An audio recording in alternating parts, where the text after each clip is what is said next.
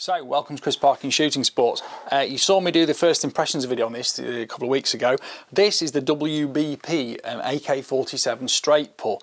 Now, this is the Jack model, which is a sort of classic. It's got a laminate woodwork on the front, laminate woodwork at the back, and we've got a polymer grip here. Obviously, it's an AK-47, it's 7.62 by 39, and because it's UK specification, Section 1 firearm, it's a straight pull, so bang, rack the slide, bang, rack the slide, bang, rack the slide. So let me tell you about the details on this, because an AK-47 is a very, very, very different kind of rifle to anything I've ever reviewed and you may have watched from me before.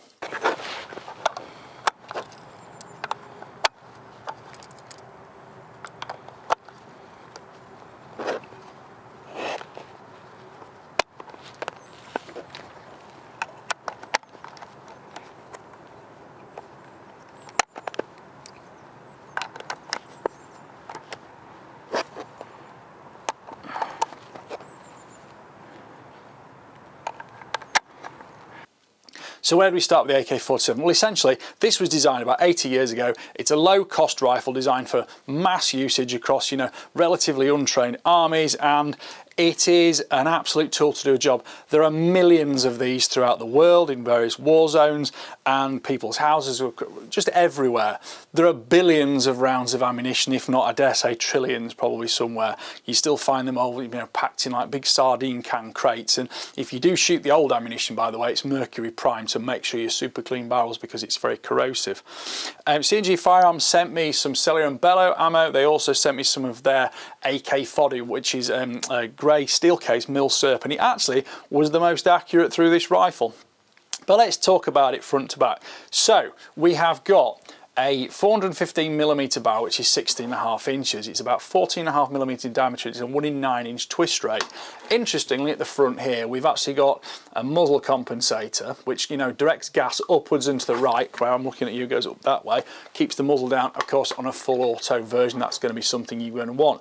Now that has actually got a little detent here, and if I push that down, I can rotate that clockwise because it's an anti-clockwise thread. It's 14 by 1 thread. And that will come off, because this is as it is supplied as standard the way you see it at the moment. But of course in the video you've seen me shoot it because C&G sent me an AC moderator with it as well. Now these are 245 quid on top of the rifle price. The rifle price as a standalone is 1350, and that goes on obviously in an anti-clockwise thread, and you've seen me shoot that in use. Now in fairness, there's not a huge amount of recoil from 7.62 to 39. It's not massively noisy either. And that does change the handling and firing character of it a little bit away from what you would expect, but it's certainly very effective. And the AC moderator is a well-known item to many rifle shooters, totally capable and very high performance. It's a steel moderator, adds a bit of weight, but of course that is then that. So I'm just going to pop this off, which I was trying to do, but because it's a backwards thread, it's anti-clockwise thread. Pop this off here. Let me talk about the foresight while I'm doing that. So you've got a winged foresight here. It's a post in the front, and there's a tool comes with it that you can adjust the windage with as it squeezes through there, and that's locked in position effectively. I'm just going to pop this back on. This is a very light-hearted ad hoc review of this, because this isn't a rifle that you're going to get if you want to shoot tiny groups. It is a rifle you're going to want to get if you want an AK-47 and you want something maybe for a competition against other people with AK-47s. It is not a tack driver. But anyway, let's look at it from front to back now. So barrel. Here we've got effectively what would have been the gas tube here on the top, and underneath there's actually a cleaning rod as well. Now the gas tube doesn't work on this rifle because it's deactivated because it's a single shot rifle, but there's still, the internal mechanics are still there because they're part of the bolt and how it works.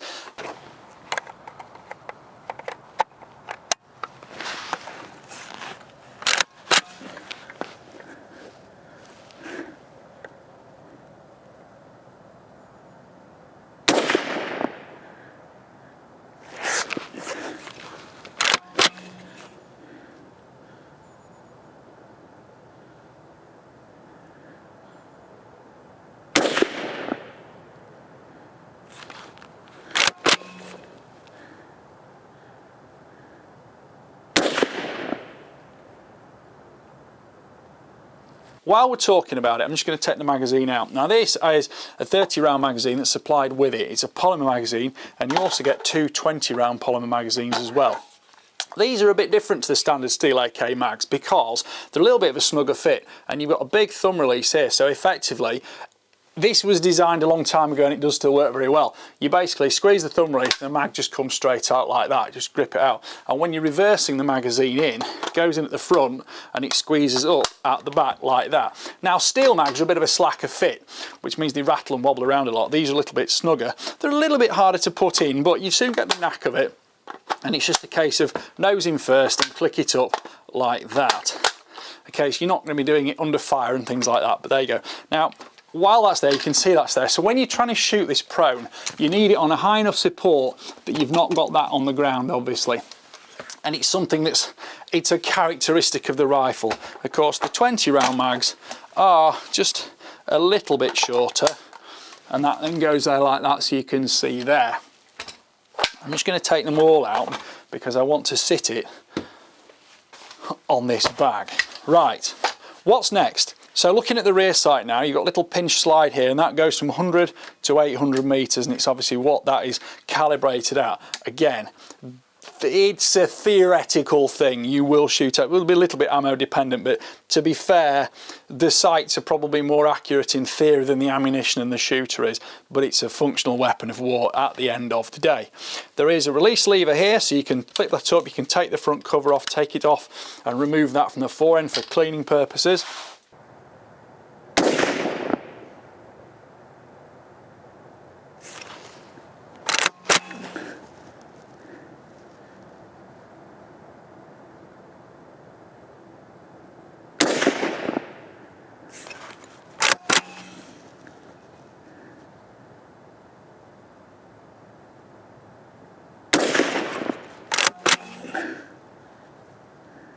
Right, if I show you this, if I pull that bolt all the way back, that's ready to fire now. Trigger, safe dry fire, will go bang. That breaks at about 1500 grams, which is 55 ounces. It's a single stage trigger, and if we look at it here, you watch my finger move, you will see it doesn't have a particularly crisp break on it, but it is actually very smooth in operation and it's fairly predictable. You do get used to it. But what I couldn't show you in the unboxing, because I haven't quite figured it out yet, is if you pull that bolt back just level with the back of the port here, that will actually lock in position. And of course, when you want to put your magazine in, then just grip it, rip it, and off you go. Fire selector lever on the side here is obviously up for safe, down for fire. On the real thing, that would obviously offer you multiple modes with full auto as well. But we're just going to leave that down, we never used it. Now this is made in Poland, this rifle. It's made to a pretty high standard, to be fair, because I've used a lot of, well, I've used a few AK-47s before that have either been, you know, converted sort of semi-deactivated things, and some of them really are dog rough. This isn't. It's actually pretty well made considering the genre it comes from. All these folded areas of steel, all the riveted areas, there's no sharp edges, no sharp corners. And okay, it's not a pussycat of a rifle, but it's the best made one I've ever seen. And of course, when you're actually wrapping that bolt every time, you do get used to the fact the brass spins out and it hits your knuckles, which is a little tiring, but it's a simple factor of the rifle. And that bolt stroke is smooth and fast. Right, let's have a look inside. I've got better at doing this as well. So, top cover comes off, you push the button there, the top cover will lift off, come away like that. You slide that forward, that comes out. That is, of course, your gas piston and return spring. And the bolt itself comes out back here and lifts out of the way. Now that's the fiddly one to just put back in. That's the gas piston on there, which of course is what would normally be blowing it back. And that is the bolt itself, which locks into battery behind the chamber, which is actually all the way down there. That's a fiddle to put back in, so I hope I can do it on camera. Now what you do get here is you've got the trigger mechanism, and you've got a big external steel hammer. That was designed to make sure it really hits primers hard, and of course it really does hit primers hard, and it's what you need, because on an AK-47 you can get some actually quite Gucci new ammo made by people like Hornady, or you can get, you know, medium ammunition, or you can get very cheap military surplus ammunition. But the thing is, that big strong hammer and spring will set it off. And I've just trapped my finger in here now. Ouch. 1 second. So So when you actually look in here, you do see a far superior standard of manufacture to a lot of AK-47s that have been produced over the decades it's been in existence. You know, it's nicely surface finished, you've got nickel coating on the bolt, everything's steel, and it's going to last pretty much forever, because it's never going to be a super accurate rifle, so you're never going to really miss the super accuracy you never had anyway. But of course that strong hammer does mean you're always going to make sure you get a positive ignition on your primers. And as I said before, if you do use really old mil-surp ammo, especially the super old Russian stuff, it has got mercury primers. You need to basically clean out that barrel with boiling water, I think is the way it's recommended. I just don't go there. So I've now got to try and put this back together on camera. It's quite easy if you don't disassemble the bolt entirely, but of course I now have gone and done that, haven't I? So that actually, while it's out, you can see on the carrier here that when that carrier moves backwards and forwards, that's actually what rotates that bolt to unlock it from the rear of the barrel. You've got the extractor claw in here, and there's also a manual ejector which comes out, so when it hits the back, it flicks the claw there and throws the case out from it. And I've got to now get this back in here. I fiddled with this on the initial unboxing, and I'm fiddling with it again now. So talk amongst yourselves.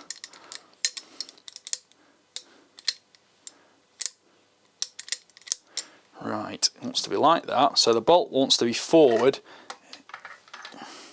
and then we slide it very carefully in there without nudging it out of position, and we've got to just drop that in place, and that will then go forward. Perfect. So it's got two little slots here fit in the back of the bolt. Spring goes back in, put that down there, you slide that back into the rebate there, and that is now your rifle all functional again. And the top cover goes back in there, and you develop a bit of what's called the AK tap, I think, because that just sort of works better if you can just crack it down. Some of them are really difficult. This one is, as I say, it's a lot better made and it's a lot easier to use.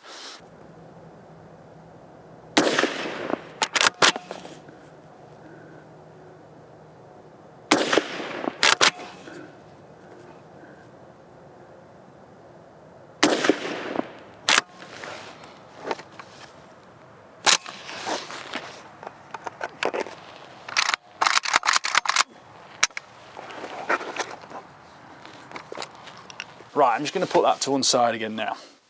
So, laminate fore end, laminate rear end, polymer pistol grip. It sort of doesn't match. That's sort of a very, what should we call it, sort of tan, bit darker than tan I suppose. Fore end doesn't match, rear end doesn't really match, but it doesn't really matter. You've got a sling loop on the fore end here, so you can use it for carry, and a sling loop at the back here.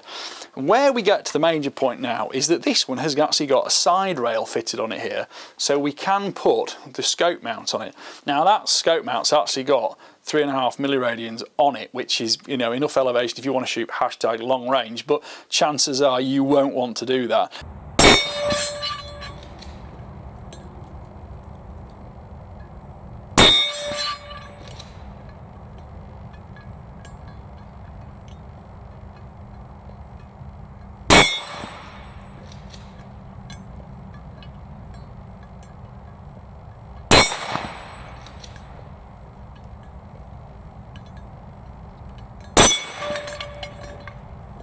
This is where the interesting fact comes. Okay, let's go through this in sequence. Now that is length of pull 12.75 inches, which is 320 millimeters from the trigger to the back of the stock. And if you are shooting this with the iron sights, just take my glasses off a second, if you're shooting that with the iron sights, that is fine. That is what the rifle was designed for 80 years ago. If you put a scope on it, which is actually fairly repeatable, you just got to figure out how it fits on. There's a little bit of a knack to doing it. I'm just going to have to remember how the knack was now. That goes that way, that goes on there. Right, that fiddles on and goes on there, and then you can lock it in position like that.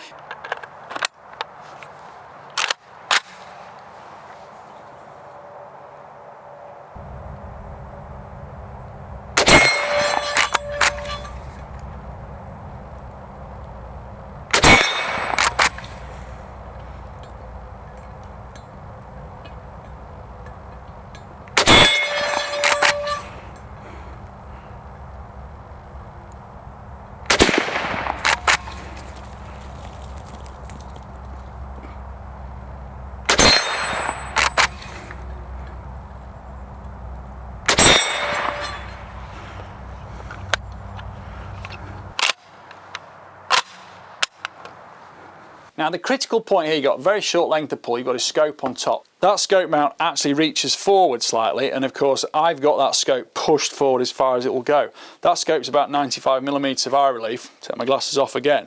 And you'll notice in the video I look a bit uncomfortable shooting it because you've got to crane your head right back. Now if you do plan to shoot this rifle with a rifle scope, I would say it's absolutely mandatory you find some form, thicker recoil pad or an extension, something like that on the back, because you physically need to get that further away from your shoulder, because you can put reach forward mounts on, you can put things like that on as well, but you are very cramped for space.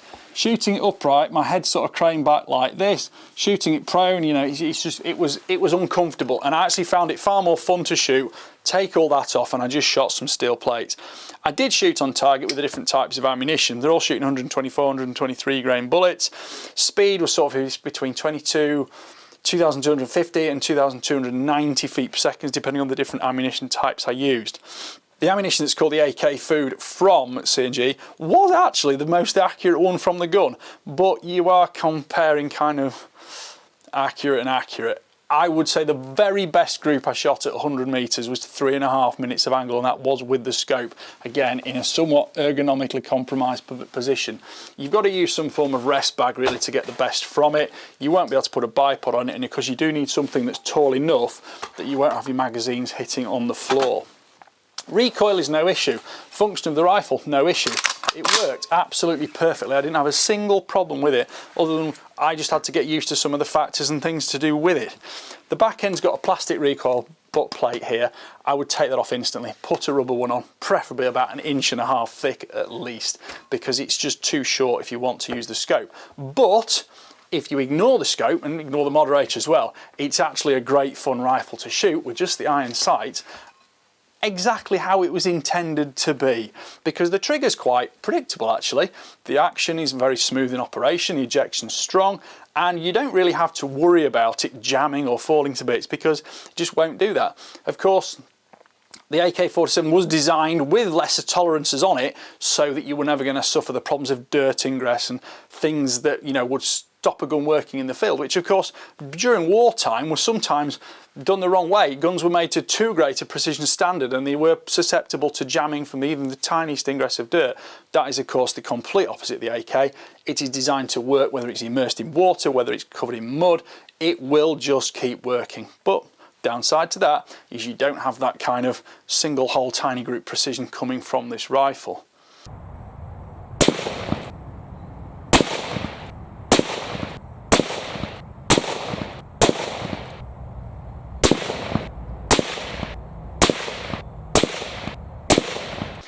So I hope you've enjoyed that kind of different review. The rifle is exactly what it is if you want an AK-47, and it is certainly the best one I have used. The overall length 870mm, which is 34.25 inches, and the overall weight is actually quite a chunky. It's 3.25 kilos, which is just over 7 pounds, 7 pounds 2 ounces actually. So as I say, recoil is absolutely nothing, and certainly for smaller shooters that recoil pad's not going to be an issue, but you know, the length of pull's not going to be an issue. But do think carefully if you want to add the scope. Return to zero, so to speak, was actually pretty good on it, because that locks in position quite securely. It is a bit of a fiddle to get on and off, as I've said, but it's what it is. So if you want an AK-47, the WBP Jack Classic is actually quite a fun rifle, but just think carefully if you think you're going to use a scope, and don't expect it to shoot tiny groups, because 3.5 minutes of angle was the absolute best I shot. Most of the groups were nearer 5. So it's not one I'm going to give you a huge great accuracy test details on, but it certainly is what it is. Right, I hope you've enjoyed that very unusual review. Please like, subscribe, comment, click the notification bell and keep track of the regular uploads, because well, the next review is going to be something very polar opposite to this, because I've got the latest Mauser 25 straight pull rifle to shoot. Right, thank you for watching. Bye for now.